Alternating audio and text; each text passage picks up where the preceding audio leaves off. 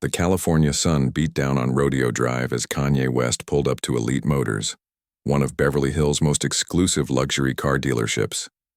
He hadn't planned on car shopping that day. The visit was spontaneous, sparked by a flash of inspiration after driving past the gleaming showroom windows that displayed the latest Italian and German engineering. Marvel's Kanye parked his matte, black SUV across the street and paused for a moment. He was dressed in his usual style, distressed jeans, an oversized hoodie, and limited edition sneakers that hadn't yet hit the market. No flashy jewelry or obvious status symbols today. Sometimes he enjoyed moving through the world without the immediate recognition, experiencing places as just another person before the inevitable moment when someone realized who he was. The glass doors of Elite Motors slid open silently as he approached. Cool air washed over him as he stepped into the pristine showroom. The space was designed to feel more like an art gallery than a car dealership. Polished concrete floors, minimalist white walls, and vehicles displayed on slightly raised platforms with perfect lighting highlighting every curve and angle. A few other customers wandered the showroom floor, speaking in hushed tones with sales associates in tailored suits. Kanye noticed how they carried themselves with the comfortable confidence of people accustomed to wealth, barely glancing at the price tags discreetly tucked away in leather folios. For almost 5 minutes, no one approached him. Kanye moved slowly between the vehicles, running his fingers lightly over the hood of a limited edition sports car, bending down to examine the intricate stitching on the leather seats of another. His mind was already racing with possibilities, modifications, customizations, colors that would make these mass-produced luxury items into something truly unique. "Can I help you find something specific today?" The voice came from behind him, pleasant enough but with an unmistakable edge of assessment. Kanye turned to face a sales associate, a man in his early 30s with a perfect haircut and a smile that didn't quite reach his eyes. "Just looking for now," Kanye replied, turning back to the matte gray vehicle that had caught his attention. "This one. What are the customization options?" The associate, his name tag read Philip, hesitated just long enough for Kanye to notice. "This particular model has limited customization available. It's one of our most exclusive offerings, starting at $350,000. Philip emphasized the price slightly, his eyes quickly scanning Kanye's casual attire. "I understand the base model," Kanye said, his voice gaining the intensity that often emerged when creative ideas began flowing. "But I'm interested in pushing beyond standard options. I'm thinking custom exterior finish, interior materials not in your catalog, maybe even performance modifications." Philip's smile tightened. "Sir, these vehicles are engineered to perfection by the manufacturer. Custom modifications would void warranties and potentially compromise the integrity of—" "The manufacturers collaborate with artists and designers all the time," Kanye interrupted, his passion for the subject building. "I've seen the limited editions. I'm talking about something beyond that, something that's never been done before." A few heads turned in their direction. Kanye didn't notice, already pulling out his phone to show reference images he'd collected of automotive design concepts. "Look at these materials, these finishes. I'm thinking something that bridges luxury and functional art, something that challenges what these vehicles represent." Philip glanced nervously toward the manager's office, clearly unsure how to handle the situation. "Sir, perhaps you'd like to speak with our financing department first to discuss what options might be appropriate for your budget." The comment hung in the air for a moment. Kanye looked up from his phone, his expression shifting as he registered the implication. "You don't know who I am, do you?" he asked, not with arrogance but with genuine curiosity. Before Philip could respond, a woman approached them, the showroom manager, based on her more formal attire and the way Philip seemed to defer to her presence. "Is everything all right here?" she asked, her voice pleasant but firm. "I'm interested in discussing extensive customization options," Kanye explained, shifting his attention to her. "Your colleague seems to think that wouldn't be possible." The manager, whose name tag read Victoria, gave him a practiced smile. "I apologize, but we typically only work with the factory-approved options. For what you're describing, you might want to try a custom shop instead of a certified dealership." Kanye shook his head, his creative momentum building. "That's the problem with the industry right now. This artificial separation between art and function. These aren't just transportation. They're expressions of culture. I'm trying to bridge that gap." His voice had risen slightly, not in anger but with the passionate intensity familiar to anyone who had seen his interviews or heard him speak about creative projects. He gestured expressively toward the vehicles around them. These are beautiful machines, but they're still playing it safe. I'm talking about pushing boundaries, creating something revolutionary. Victoria's smile remained fixed, but her eyes hardened slightly. Sir, I'm going to have to ask you to lower your voice. We have other customers who— I'm not being loud, Kanye said, genuinely surprised by the request. I'm just explaining my vision. A security guard had materialized nearby, not obviously watching them, but positioned close enough to intervene if necessary.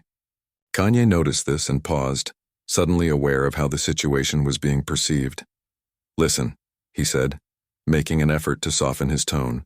I think there's a misunderstanding here. I'm Kanye West. I'm interested in potentially purchasing multiple vehicles and creating a collaboration that would benefit both. Victoria's expression didn't change. Sir, I'm going to have to ask you to leave the showroom. We reserve the right to refuse service, and your behavior is disturbing our other customers. Kanye looked around. The few other people in the showroom were indeed watching the interaction with curious expressions, some whispering to each other. One had a phone pointed in their direction, likely recording. This is ridiculous, Kanye said, frustration beginning to replace his earlier creative excitement. I haven't done anything wrong. I'm a legitimate customer interested in spending serious money here. If you don't leave voluntarily, we'll have to escort you out, Victoria said, gesturing subtly to the security guard who was now moving closer. Kanye stood still for a moment, processing what was happening. He'd experienced prejudice before, been followed in stores, had people cross the street when they saw him coming. But it had been years since he'd been so blatantly misjudged. His celebrity usually insulated him from these everyday indignities. You're making a mistake, he said quietly. Victoria nodded to the security guard, a tall man with broad shoulders who approached with practiced confidence. Sir, I need you to come with me, the guard said, his tone professional but leaving no room for argument. Kanye felt a flash of anger, quickly followed by a cold realization of the optics of the situation. If he protested further, it would only escalate. The phones were already recording. This was rapidly becoming a situation that would follow him on social media for weeks. Don't touch me, he said to the guard who had reached for his elbow. I'll walk out myself. With as much dignity as he could muster, Kanye turned and walked toward the exit.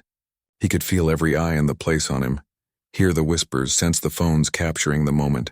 The humiliation burned hot in his chest, but he kept his face carefully neutral. As he pushed through the glass doors back into the bright California sunshine, a small crowd of people on the sidewalk turned to stare. Someone recognized him. He heard his name in a surprised voice, saw the phones come up to capture his unexpected exit from the dealership, with the security guard following close. Behind, Kanye didn't break stride as he crossed the street to his parked SUV. He kept his movements deliberate, his expression unreadable even as he heard someone call out his name. Only when he was inside his vehicle with the door closed did he allow himself to feel the full weight of what had just happened. He sat motionless behind the wheel for several minutes, watching as a small crowd gathered outside the dealership, people pointing in his direction. His phone buzzed repeatedly, no doubt his team already getting wind of the incident. News traveled fast in Beverly Hills, and anything involving someone of his profile traveled even faster. Kanye started the engine but didn't immediately drive away. A complex mixture of emotions washed through him: anger, embarrassment, but also something else. A familiar feeling of being underestimated, of having doors closed in his face, a feeling that had fueled some of his greatest accomplishments. He reached for his phone and opened the voice memo app. Remember this feeling, he said quietly, recording the thought before it could slip away. Remember how it felt to be thrown out, to be misunderstood. Use it. Transform it. He put the car in drive and pulled away from the curb, already feeling the humiliation beginning to transform into something else, something creative, something powerful. They might have thrown him out today, but Kanye West was already thinking about how he would come back. By the time Kanye pulled into the driveway of his Calabasas home, his phone had exploded with notifications. His publicist had called 7 times, his manager twice that many. Even friends who rarely reached out were suddenly checking in, which told him exactly how far the news had spread. He sat in his car for a long moment, staring at the modernist facade of his house. The building had been featured in architectural magazines praised for its bold vision and uncompromising design. People had criticized those choices too, called them impractical, excessive, just like they criticized everything else he did. The thought brought a grim smile to his face. Inside, the house was quiet. He'd been spending more time alone lately, using the solitude to focus on new projects. He dropped his keys on the kitchen counter and finally looked at his phone. The first video had already racked up 2 million views. "Kanye kicked out," screamed the headline, followed by a dozen variations across different platforms. He clicked on one. The footage was shaky, clearly shot by someone pretending not to record. It showed him from behind, gesturing at a car while talking to the dealership staff. Without audio context, his passionate hand movements looked angry, aggressive even. The clip jumped to him walking out with the security guard following close behind. The comments were worse. Some defended him, but many jumped to conclusions, creating narratives about what had happened. Another Kanye meltdown. Rich people, problems. Should have bought American. Everyone had an opinion based on 15 seconds of video without context. His publicist had already drafted a statement, sent for his approval. It was measured, professional. Explained that there had been a misunderstanding at the dealership, that Mr. West had left voluntarily, and that he was exploring options with other luxury vehicle providers. It felt hollow, like something any celebrity would say. He deleted the draft without responding. Instead, he walked through his house to the studio he'd built in what was supposed to be a guest wing. The room was his sanctuary. Soundproofed walls lined with acoustic panels, state-of-the-art equipment, and a large window that framed the mountains in the distance. He'd made some of his best work here, often during his darkest moments. Kanye sat at his workstation and pulled up a blank document. Instead of a public statement, he started typing notes to himself, letting his thoughts flow without filter. They didn't see me. They saw clothes, skin, demeanor, and made a judgment. Not the first time. Won't be the last. But what if that judgment becomes the fuel? What if rejection becomes the raw material for something new? He switched from typing to his sketch pad, drawing rough outlines of vehicle shapes. He wasn't a car designer by training, but he understood aesthetics, proportion, the emotional response objects could evoke. The sketches were crude but captured something. An energy, a feeling he wanted to express. Hours passed. The sun set. His phone continued buzzing somewhere in the house, but he didn't look for it. When his hand cramped from drawing, he switched to voice notes, speaking stream of consciousness ideas about transformation, about turning barriers into bridges. "It's not about the cars," he said into the recorder. "It's about who gets to decide what luxury means. Who gets to decide what's worthy of respect. They threw me out because I didn't fit their idea of a high-end customer. So maybe the answer isn't trying to fit that mold. Maybe it's creating something so undeniable they have to reconsider the mold itself." Around midnight, he finally emerged from the studio, physically exhausted but mentally charged. He made himself a simple meal and checked his phone. 93 missed calls. Hundreds of messages. He scrolled through them quickly, not really reading until one caught his eye. It was from Miguel, an industrial designer he'd collaborated with on some limited edition sneakers a few years back. "Saw what happened. Their loss. If you're really interested in automotive design. I know some people who would get your vision. No BS, no gatekeepers. Let me know." Kanye stared at the message for a long time before responding with a simple, "Tell me more." The next morning, he woke to another wave of notifications. The story had evolved overnight. Someone had identified the dealership. There were calls for boycotts from his fans, statements from the dealership claiming he had been disruptive, and endless speculation about what had really happened. His team had gone into damage control mode without him, releasing a brief statement that neither confirmed nor denied any specifics, but emphasized Kanye's continued commitment to pushing creative boundaries across industries. It was generic enough to mean nothing while sounding like something. Kanye ignored most of it, focusing instead on a lengthy email from Miguel that had arrived around 3 a.m. It contained links to profiles of independent automotive designers, engineers who had broken away from major manufacturers to pursue more experimental projects, and sustainability experts working on next-generation materials for the transportation industry. "These people aren't bound by corporate thinking," Miguel wrote. They're looking for partners who want to create the future, not just sell expensive versions of the past. Could be an interesting collaboration if you're serious about doing something disruptive in this space. Kanye spent the morning researching the names Miguel had sent. Their work was fascinating. Concept vehicles that challenged conventional thinking about what cars could be, how they could function, what they could represent. By noon, he had compiled his own list of questions and ideas to discuss with them. He was so absorbed in this research that he almost missed his scheduled call with his business manager, Dale, who had been trying to reach him since yesterday. "You can't just disappear when something like this happens," Dale said when Kanye finally answered. "We need to coordinate our response, get ahead of the narrative." "I'm not interested in the narrative," Kanye replied. "I'm interested in what comes next. What comes next is we need to do some reputation repair. I've got 3 other luxury dealerships ready to roll out the red carpet for you. Great photo op, shows you're still in demand, makes them look bad for how they treated you." Kanye was silent for a moment. That's exactly what they'd expect. Go somewhere else, buy the same cars, just with people who recognize my bank account on site. "That's how the game works," Dale said with the patience of someone who had navigated countless celebrity crises. "You show them what they missed out on. Basic PR strategy." "I'm thinking about something different," Kanye said, scrolling through the concept designs he'd been studying all morning. "Something bigger than a PR move." He could practically hear Dale's stress level rising through the phone.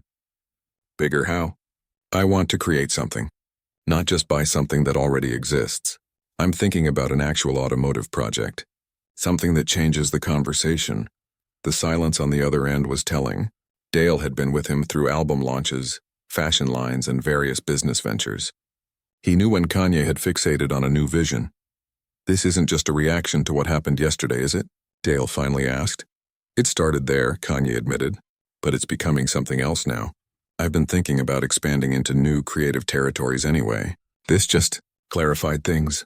Another long pause. "All right, send me what you're thinking.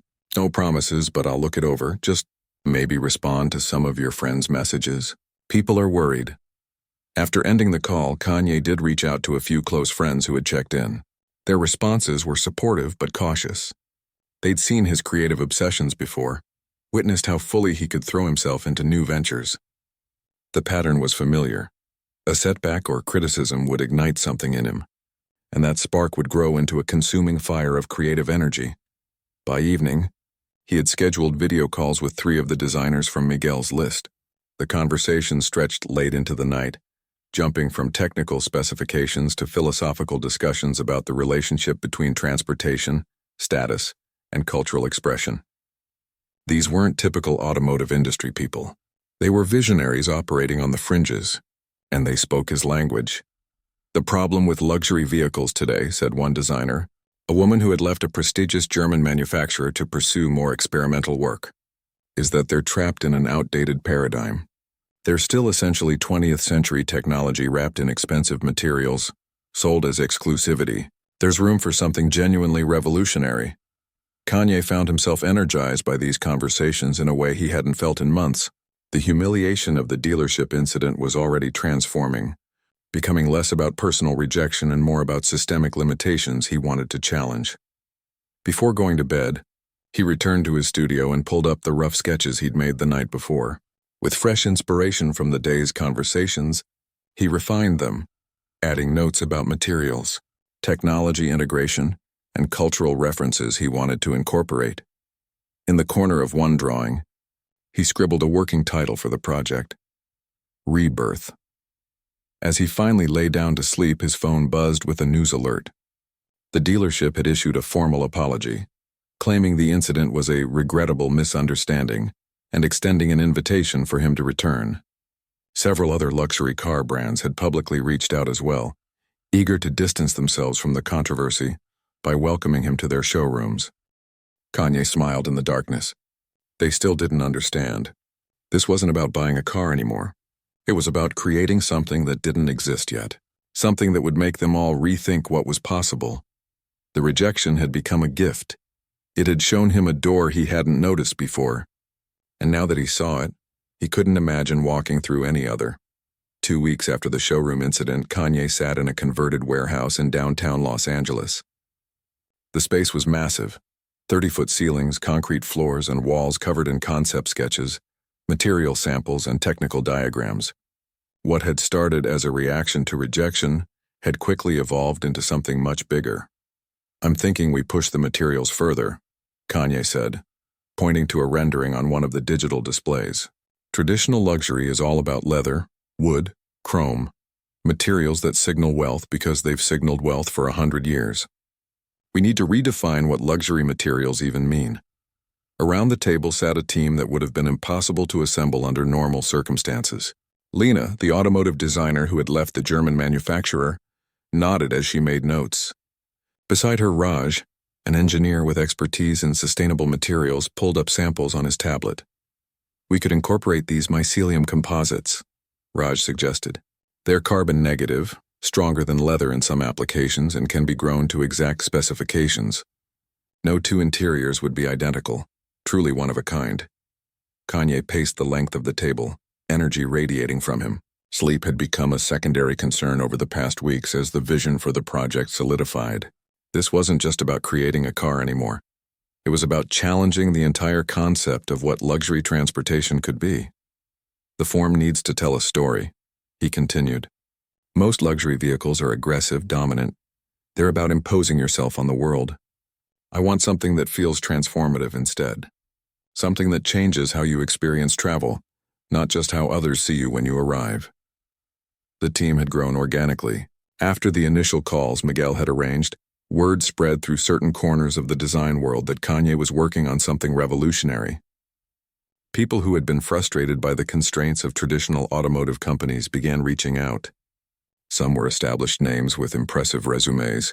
Others were young innovators whose ideas had been dismissed as too experimental. What united them was a shared belief that the industry was stagnant, trapped in cycles of minor improvements rather than fundamental rethinking. Kanye's vision, and the resources he could bring to the table, offered a rare opportunity to break free of those limitations. "The technology integration needs to be invisible," added Chen, a UI designer who had previously worked with several major tech companies. "Luxury cars today are just stuffing more screens and buttons inside the same old package. True innovation would make the technology feel organic, intuitive, an extension of yourself rather than a collection of features to show off." Kanye stopped pacing and looked at the physical prototype taking shape in the center of the warehouse. It was still skeletal, a framework of composite materials and advanced polymers that hinted at a silhouette unlike anything currently on the market. Not aggressive like a sports car, not bloated like a luxury sedan, not performatively rugged like high-end SUVs, something different altogether.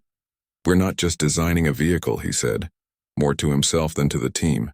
"We're designing a new relationship between people and motion, between status and substance." The prototype was just the beginning. Kanye had expanded the project's scope dramatically. What started as a car had evolved into a transportation concept, one that included not just the vehicle itself, but also the infrastructure it would use, the energy that would power it, even the philosophy behind its creation. His phone buzzed with a notification. The dealership incident had finally begun to fade from the news cycle, replaced by fresher celebrity controversies. His publicist had managed the fallout effectively, neither confirming nor denying the various rumors that had sprouted up. The mystery had actually worked in their favor, creating space for Kanye to work without constant scrutiny. He dismissed the notification and returned his attention to the team. "Let's talk about the propulsion system. I want something that feels like flight without leaving the ground." The afternoon stretched into evening as they refined concepts, debated technical challenges, and pushed each other to think beyond conventional solutions. It wasn't always smooth. Kanye's creative process was intense, sometimes exhausting for those not accustomed to his particular brand of perfectionism. But the results were undeniable. Each day brought them closer to something truly revolutionary. Around midnight, most of the team had gone home, leaving Kanye alone with the prototype and his thoughts. He walked slowly around the framework, occasionally reaching out to touch a curve or joint. In the quiet of the massive space, he could almost hear the finished vehicle humming with potential. His phone rang. Dale, his business manager, probably calling to discuss the budget again. The project had expanded far beyond the initial scope, and the costs had grown accordingly. Kanye let it go to voicemail. The money conversation could wait. Right now, he needed to stay in the creative space where anything was possible. Instead of returning the call, he pulled up the recording app on his phone and began speaking his thoughts aloud, a habit that helped him process ideas. "We're creating something that challenges more than just automotive design," he said, voice echoing in the empty warehouse. "We're challenging assumptions about success, about arrival, about what it means to move through the world with purpose rather than just status." He paused by a wall covered with inspiration images and everything from aerospace, designed to natural structures like beehives and birds' nests. Alongside these were photos of the dealership that had thrown him out, reminders of the catalyst that had started this journey. The rejection was necessary, he continued into the recorder. "If they had welcomed me, sold me whatever car I wanted, I would have just been another celebrity with an expensive toy. Their no forced me to think about what I really wanted to create, not just consume." The next morning, Kanye arrived at the warehouse before anyone else. He'd slept little but felt energized. Overnight, he'd had a breakthrough about how to approach the vehicle's relationship with its environment, not as something separate from the world around it, but as something that actively engaged with and responded to its surroundings. As the team arrived, he shared his vision with increasing enthusiasm. Most luxury vehicles isolate you from the environment: thick glass, sound insulation, climate control. They're bubbles moving through the world without really being part of it. What if we reversed that thinking? What if the vehicle enhanced your connection to the environment instead of severing it? Lena looked skeptical. People pay for luxury precisely because they want that isolation. Some people, Kanye countered. But that's because that's all they've been offered. We have the chance to create a new category altogether: mindful luxury, conscious prestige, something that elevates without isolating. The conversation sparked a heated debate about the fundamental purpose of luxury transportation. Was it escape? Status, freedom?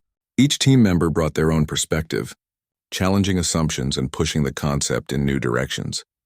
By mid-afternoon, they had landed on a unified vision: a vehicle that would use advanced technology not to separate its occupants from the world, but to help them experience it more deeply. Adaptive materials that would respond to environmental conditions, interfaces that would enhance awareness rather than demand attention, propulsion systems that would feel like a natural extension of human movement. "This is no longer just a response to that dealership," Kanye said, as they reviewed the updated concept drawings. "This is something that would have never existed if they had treated me like just another customer." Sometimes the best ideas come from the worst experiences.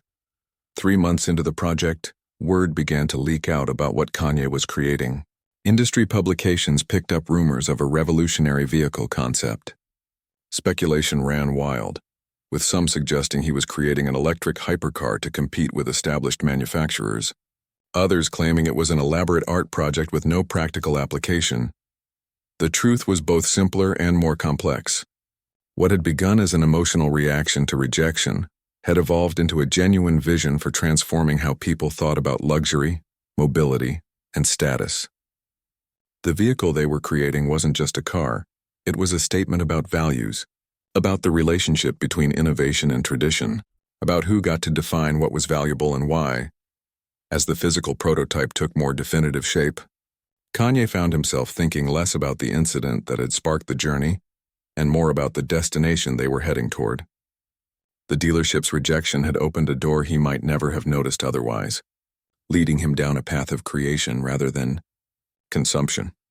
"Sometimes getting thrown out is exactly what you need," he told the team one evening as they celebrated a particularly challenging technical breakthrough.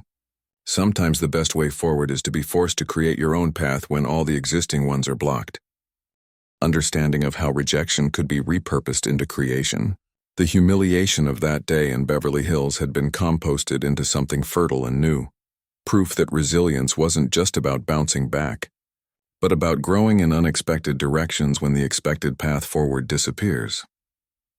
6 months after being thrown out of the luxury car dealership, Kanye stood in an abandoned power plant on the outskirts of Los Angeles.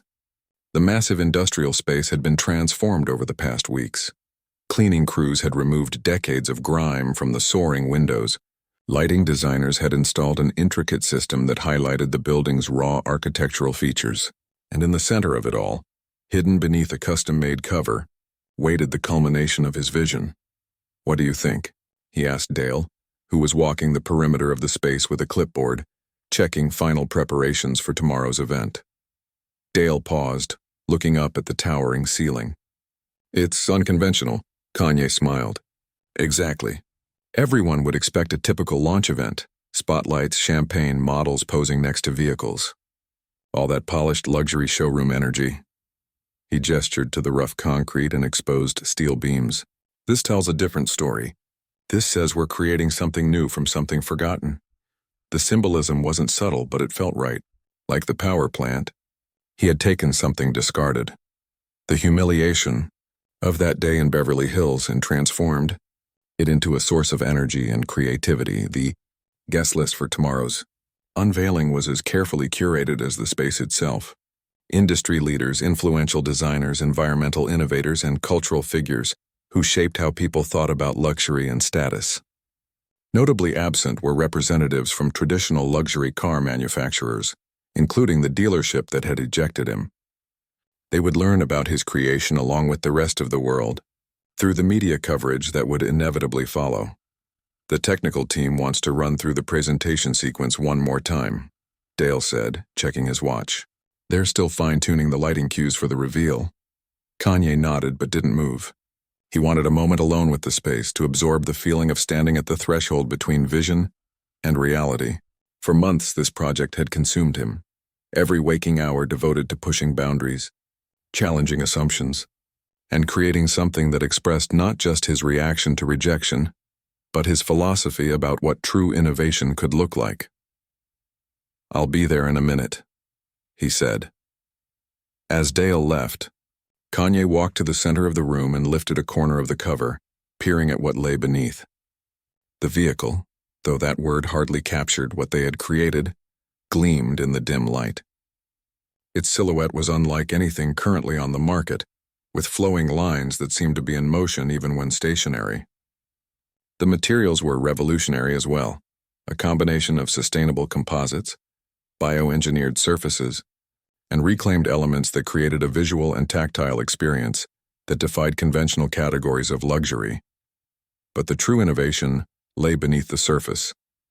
The propulsion system, the adaptive interface, the way the vehicle communicated with its environment and its occupant, these were the elements that transformed it from a mere status symbol into something that could potentially change how people thought about transportation altogether. He let the cover fall back into place and took a deep breath.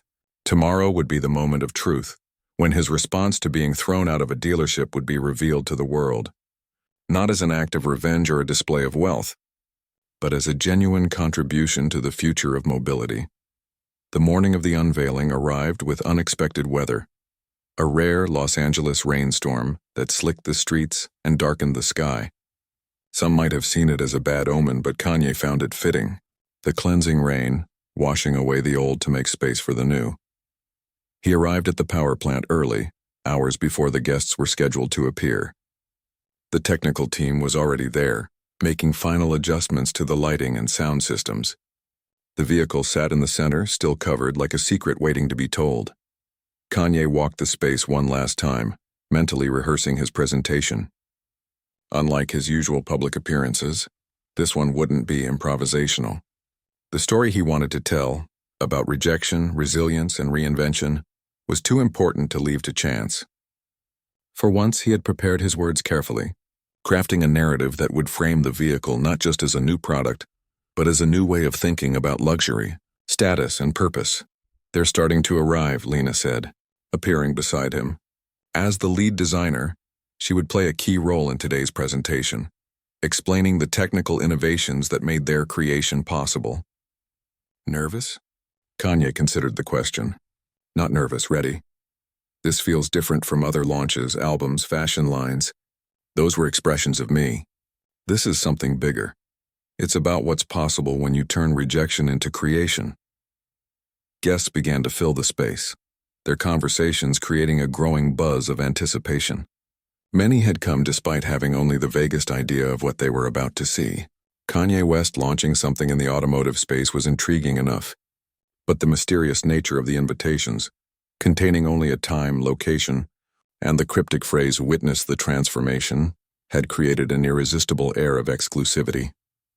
Industry figures mingled with celebrities, tech innovators chatted with environmental activists, and through it all moved journalists, eager to be the first to report on whatever was about to be revealed. Camera crews had been limited to a select few outlets, their positions carefully designated to capture the unveiling from the most dramatic angles. At precisely the scheduled time, the ambient lighting dimmed, and a single spotlight illuminated Kanye as he stepped onto the small stage at one end of the space. The crowd fell silent, all eyes turning toward him. 6 months ago, he began, his voice echoing slightly in the cavernous space. I walked into a luxury car dealership in Beverly Hills. I was dressed like this. He gestured to his casual attire, similar to what he'd worn that day. And I had ideas about creating something unique, something that would challenge conventional thinking about what a luxury vehicle could be. He paused, letting the audience absorb his words. I was thrown out of that dealership, not because I couldn't afford their vehicles, but because I didn't fit their idea of what a luxury customer should look like, should sound like, should behave like. Murmurs rippled through the crowd. Many had heard about the incident, but few knew the details from Kanye's perspective. That rejection could have gone two ways, he continued. I could have gone to another dealership, bought the most expensive car they had, posted it on social media, shown them what they missed out on. That's what was expected. That's the standard response. The spotlight widened slightly, illuminating the covered shape in the center of the room. Instead, I chose a different path. I asked myself, what if rejection isn't an endpoint but a beginning? What if being thrown out of someone else's vision forces you to create your own? With a subtle gesture, he signaled to the technical team. The ambient music swelled slightly and additional lights began to glow, creating a dramatic backdrop for what was about to happen. Today, I'm not here to show you a new car. I'm here to show you a new way of thinking about mobility, about status, about the relationship between humans and the environment we move through. On cue, the cover over the vehicle began to rise slowly, revealing the creation beneath. Gasps and whispers spread through the audience as the full form became visible. The vehicle, sleek, organic, almost alive in its presence, seemed to capture light and reflect it in ways that made it appear to be in motion even while stationary. We call it the Phoenix, Kanye said, walking toward the vehicle as it was fully revealed. Not just because it rose from the ashes of rejection, but because it represents a rebirth of what luxury transportation can mean. Over the next 20 minutes, Kanye and key team members walked the audience through the features and philosophy behind the Phoenix. They explained how its bioadaptive materials responded to environmental conditions, how its propulsion system created near-silent movement while producing zero emissions, how its interface learned from and anticipated its users' needs without intrusive technology. But more than the technical specifications, they emphasized the thinking behind the design, how it challenged the notion that luxury meant isolation from the world, how it redefined status as mindfulness rather than ostentation, how it represented a future where innovation served deeper human needs rather than shallow desires for display. As the formal presentation concluded, the audience was invited to move closer, to experience the Phoenix firsthand. Industry experts examined details with professional scrutiny, while celebrities posed for photos that would soon flood social media. Journalists frantically took notes, already composing the headlines that would announce this unexpected entry into the transportation landscape. Kanye stood slightly apart, watching the reactions. He caught snippets of conversation, revolutionary, game-changing, completely unexpected, and felt a deep satisfaction that transcended the usual pleasure of public acclaim. The project was far from complete, but already it had transformed not just Kanye's relationship with automotive design, but his. This wasn't just about proving wrong the people who had rejected him. It was about creating something that would never have existed if that rejection hadn't happened. A tall man in an expensive suit approached him, hand extended. Kanye recognized him immediately, the CEO of the parent company that owned the dealership that had thrown him out. Mr. West, the man said, his voice carefully neutral. That's quite an achievement. Our company would be very interested in discussing potential collaboration opportunities. Kanye looked at the outstretched hand for a moment before shaking it. Thank you for the offer. I'll have my team follow up. As the CEO walked away, Kanye felt no anger, no desire for vindication. The rejection that had once stung so sharply had been transformed into something far more valuable than any satisfaction revenge could provide. It had become the catalyst for genuine creation. Later, as the event wound down and the crowd thinned, Kanye took one more moment alone with the Phoenix. Tomorrow would bring meetings, media interviews, discussions about production possibilities and partnerships. The project would enter a new phase, evolving from pure creation to practical implementation. But for tonight, it was enough to stand in the presence of what had been accomplished. Tangible proof that resilience wasn't just about enduring hardship, but about transforming it into something beautiful and unexpected. Something that could only exist because of, not despite, the obstacles placed in its path. The morning after the Phoenix unveiling, Kanye woke to a world that had shifted around him. His phone buzzed constantly with notifications. News alerts, social media mentions, messages from friends and colleagues. The event had created exactly the kind of cultural earthquake he'd hoped for. He scrolled through headlines as he made coffee. Kanye West reinvents luxury transportation. From rejection to revolution, how being thrown out of a dealership led to innovation. The Phoenix rises. Is this the future of mobility? The technical and design press had gone deep into the specifications and innovations. But what surprised him was how the story itself had resonated. People connected with the narrative of transformation, of taking a humiliating rejection and turning it into something revolutionary. It wasn't just about the vehicle anymore. It was about the journey from exclusion to creation. His publicist had forwarded requests for interviews from major publications and TV shows. Industry leaders were reaching out to discuss partnerships. Environmental organizations wanted to know more about the sustainable materials and zero-emission technology.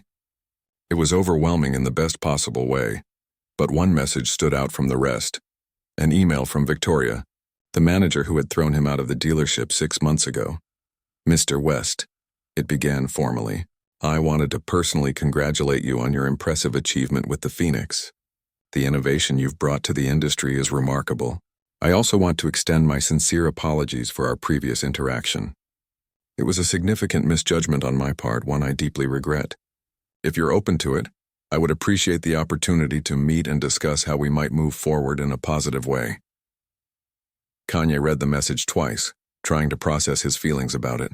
6 months ago, an apology like this would have felt like victory, validation that he had been wronged, that he deserved better treatment. Now it felt almost irrelevant to the journey he'd taken. He closed the email without responding. There would be time to decide how to handle that relationship later. Today, there were more important conversations to have. The first was with his core team, who gathered at the warehouse that had served as their creative headquarters. The mood was celebratory but focused. They had succeeded in creating something revolutionary, but the real work of bringing it to the world was just beginning. The response has been beyond what we projected, Dale said, reviewing analytics from the media coverage. We've got serious interest from 3 major technology companies about partnerships, plus several sustainable energy firms wanting to collaborate on scaling the propulsion system. Lena, who had been fielding technical inquiries since the unveiling, nodded. The design community is particularly interested in the bioadaptive materials. We're getting questions about applications beyond transportation, architecture, consumer products, even fashion. Kanye listened, feeling a sense of purpose that went beyond personal vindication. What had started as his project, his response to rejection, had grown into something that belonged to all of them, and potentially to the world. The Phoenix wasn't just a statement about luxury transportation. It was a proof of concept for a different way of thinking about innovation itself. Here's what I'm thinking, he said when the updates were complete. We've created something valuable, but its real worth isn't as a one-off concept. It's as a catalyst for change across industries. He moved to the digital display and pulled up images from the unveiling, alongside renderings of potential future applications of their technologies. Instead of partnering with existing manufacturers to produce the Phoenix as a luxury item for the few, What if we open source some of the core innovations? Make them available to creators who share our vision but lack our resources? The suggestion caught some team members by surprise. Open sourcing technology that could potentially be worth billions went against conventional business wisdom. The patents alone could generate enormous revenue, Dale pointed out. Ever the pragmatist about financial matters. And they still can, Kanye countered. But imagine the impact if we create an ecosystem, rather than just a product. We maintain key proprietary elements while releasing others to accelerate innovation across the board. The discussion that followed was passionate, with valid points on both sides. Some team members worried about sacrificing potential profits. Others were excited by the possibility of maximizing their impact beyond what they could achieve alone. Think about it this way, Kanye said finally. What happened in that dealership wasn't just about me. It was about who gets to define what's valuable, who gets access to innovation, who's welcome in spaces of power and creation. If we just create another exclusive luxury item, aren't we perpetuating the same system that rejected us in the first place? His words shifted the energy in the room. This wasn't just a business decision, but a choice about the kind of change they wanted to create in the world. By the end of the meeting, they had outlined a hybrid approach. Key technologies would be protected while others would be shared through a carefully structured open innovation platform. They would develop the Phoenix as a flagship product while simultaneously fostering a community of creators working on complementary applications of their core innovations. The following weeks were a whirlwind of meetings, presentations, and negotiations. Kanye found himself moving between worlds, speaking with venture capitalists in the morning, environmental activists in the afternoon, and cultural influencers in the evening. The Phoenix had become a conversation starter across disciplines, challenging conventional thinking about not just transportation, but the purpose of innovation itself. 3 months after the unveiling, as the project entered a new phase of development and expansion, Kanye received an unexpected invitation. The luxury car dealership that had thrown him out, the catalyst for everything that followed, wanted him to speak at the opening of their newly redesigned flagship showroom. The irony wasn't lost on him. The same space that had rejected him was now seeking his presence as a selling point. His first instinct was to decline, to see it as too little too late. But as he thought about it more deeply, he began to see a different opportunity. When he arrived at the dealership on the evening of the event, he was greeted with the red carpet treatment that had been notably absent during his previous visit. Victoria, the manager who had had him removed, approached with a carefully neutral expression. "Mr. West, thank you for accepting our invitation. It means a great deal to have you here." Kanye nodded, looking past her to the transformed showroom. The space had been redesigned with a focus on innovation and creativity. Interactive displays had replaced static product information. Sustainable materials were highlighted in the architecture, and most notably, a section was dedicated to showcasing emerging automotive designers from underrepresented backgrounds. "You've made some changes," he observed. "Your work with the Phoenix made us rethink our approach," Victoria admitted. "Not just to design, but to who belongs in spaces like this and whose vision matters in shaping the future of transportation."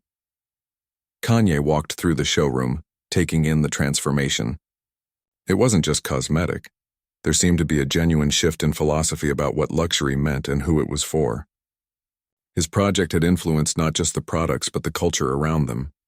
The event itself was unlike traditional dealership openings. Rather than focusing exclusively on sales and status, it had been structured as a conversation about the future of mobility, with Kanye as the keynote speaker, alongside a panel of diverse innovators from across the transportation landscape. When it was his turn to speak, Kanye stood before an audience that included many of the same people who had witnessed his ejection from this very space 6 months earlier. The symmetry of the moment wasn't lost on anyone present. "The last time I was in this building," he began, "I was shown the door because I didn't fit someone else's idea of what belonged here. That rejection could have been just another story about exclusion, about who gets access and who doesn't."